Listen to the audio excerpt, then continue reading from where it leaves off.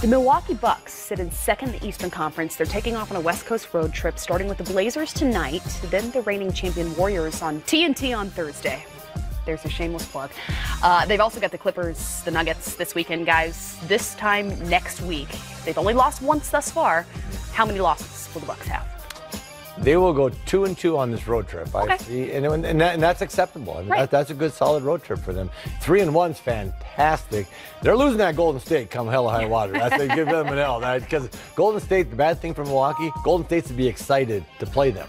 Right. They're going to go like, oh, good competition. That's a bad thing when they say that. Because really good teams, when they get kind of pumped up, they come out with another level. I'm going to go out on a limb and say they're going to win 3. Ooh. All right. They're going to lose to Golden State, obviously. Okay. I think that Denver game will be a tough matchup. Obviously, that getaway game, as you know. But I just think this team, I think they, obviously lost to Boston in a tough game, a close game. They showed some fight down the stretch, but they didn't play well. I think mentally, Boston sort of just, from the playoffs last year, because Boston didn't play great and gave them every opportunity. But I think they're going to go out and do well, and their offense this year out west, where you run up and down the court with the way they're playing, I think they have a chance to win 3. Well, and it took the Celtics a franchise record 3-point night in order to beat them. So this is a legitimate team, at least in the Eastern Conference thus far.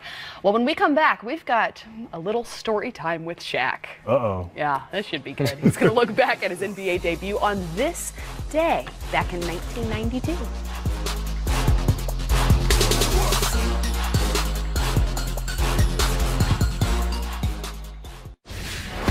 Lives, eats, sleeps, breathes basketball. Known all too well the importance of pregame preparation. His basketball IQ is off the charts. Best at his job. You've been waiting for that big game. Is tonight that night? Here we go, fellas. Here we go. Welcome to another exciting night of NBA basketball. We're talking with the newsmakers and news reporters with opinion, perspective, and predictions. This is 10 Before Tip, presented by Ford. Tomorrow.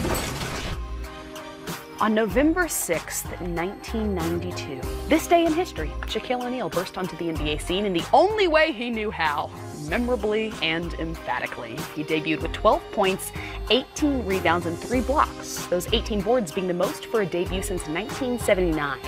Here's Ross Gold on Woody in this edition of Storytime with Shaq as the big fella recounts his coming out party.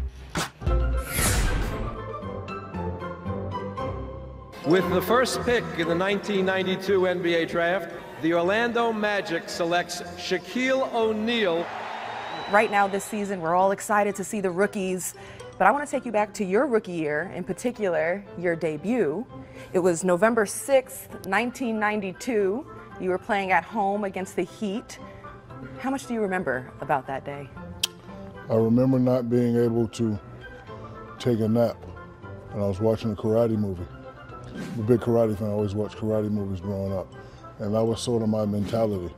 There was a lot of kung fu masters ahead of me, and I was a new kung fu student coming up, but I wanted the master spot. So my whole mentality was I got to take everybody out. And there was a lot of pressure with being the first pick, and I didn't want to start off bad. And I can remember after the game, I think we won. I was in the locker room jumping up and down, and Scotty Skiles said, "Bro, we got 82 more games to play, relax." You were aware of the weight of expectations and hopes? Yes, I was, and I wanted it because this is something I always wanted as a youngster. I didn't want to just be a regular player. I wanted all the stuff that came with it, like being a Dr. J, like being a Magic Johnson. I don't want to be a regular NBA player. I want people around the world to know the name Shaquille O'Neal. Can you remember your first point? No, I cannot. It was at the free throw line. Oh, seriously? Yes. Did I go 2 for 2 or 1 for 1? 2 for 2. Oh, wow, 2 for 2, that's awesome. Isn't it interesting considering all the conversation about free throws over the course of your career? I mean, I was never scared to shoot free throws. I just, my thing is you're either gonna make them or miss them. But I knew when crunch time came, especially in the playoffs, I definitely had to make them. It was something I never really cared about. 18 rebounds in your NBA debut. What are you focusing on as you are able to dominate and go to the glass every single time? Well, I'm focusing on getting the ball, getting it to the guard, and then try to outrun the other big man so I can get an easy play. What made me super strong I always said to myself, I'm in this to get my mother a new house. I'm not going to let any man take my mother's new house away. So when I stepped on the game, I always had super strength because I can't let you outshine me, outplay me, and outdo me. You ended up having a 19-year career. What would you like to have said to your rookie self stepping on that court? Nothing. Because I knew coming in that I was going to do it my way, period, despite what anybody had to say. It's the only way it could be done. Because if I listen to you and dreams don't get fulfilled, it's my fault for listening to you. If I do it myself and dreams don't get fulfilled, it means you're not working hard. That's unacceptable. You definitely have to work hard. My only regret is missing 5,000 free throws and missing 320 games.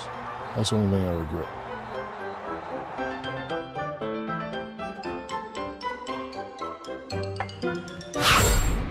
You played with Shaq, what, twice? Right? Twice, yeah. You were in the league. Yes. Your final season. Yes. His rookie season. Yes. Do you have any memory of that? I do remember that. I remember that he came to the jump circle, and I was standing by Robert, my good friend Robert Parrish. And I took one look at that guy, and I knew I was going to retire.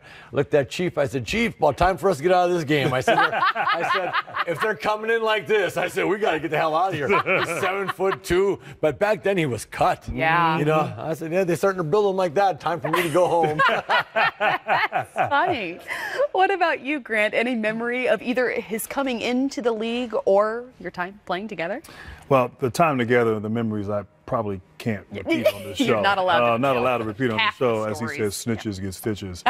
No, I mean, just I think I came in 2 years after Shaq, and it was just his size, how big he was, how strong and powerful.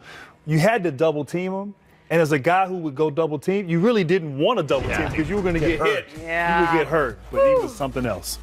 Well, Game Time Live continues after this, as we are with you until tip-off between the Wizards and Mavericks.